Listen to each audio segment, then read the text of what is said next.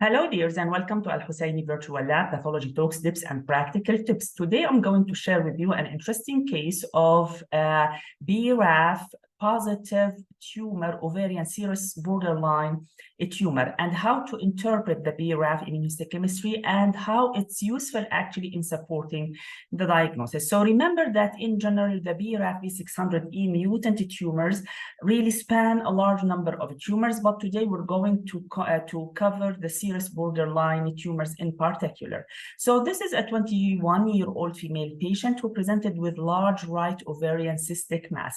And as you can see from the low power, this is the wall of the cyst, and these are the papillae, and grossly these would appear as cauliflower.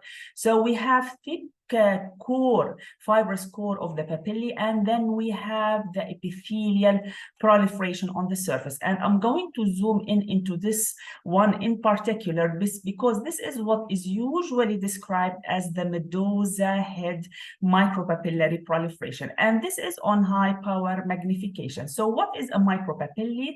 Simply, it's epithelial growth that is the length of which is at least five times the width of the papillae, and usually those micropapillae don't contain fibrovascular cores, and frequently what we tend to see is detachment of the micropapillae from the surface, forming a small aggregate, an excellent clue that we're dealing with micropapillary carcinoma.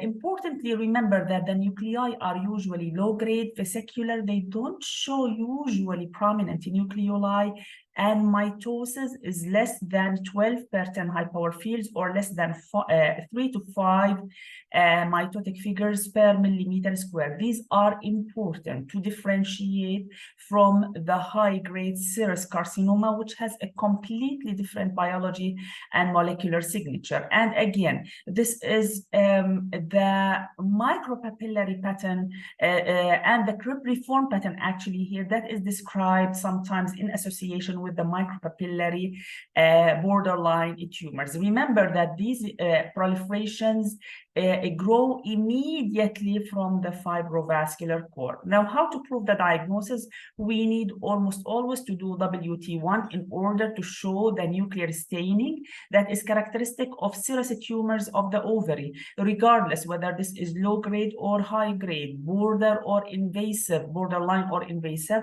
These tumors usually are WT1 positive. So it would always feel like comfortable to do the WT1 in order to confirm the stain. Number two, immunohistochemical stain that we almost always have to do is the p53. And remember, the high-grade serous carcinoma would show the mutant pattern of p53 staining, whether this is a strong nuclear staining in most of the tumor cells, 80% or more of the tumor cell nuclei, or complete absence of a nuclear staining, what we call the null staining pattern, or rarely the cytoplasmic staining pattern. These are the patterns that we consider to be positive or a mutant or abnormal, supporting the diagnosis of high-grade serous carcinoma. When it comes to the borderline and the low-grade micropapillary serous carcinoma, p53 is usually wild-type mosaic normal staining pattern, as is the case.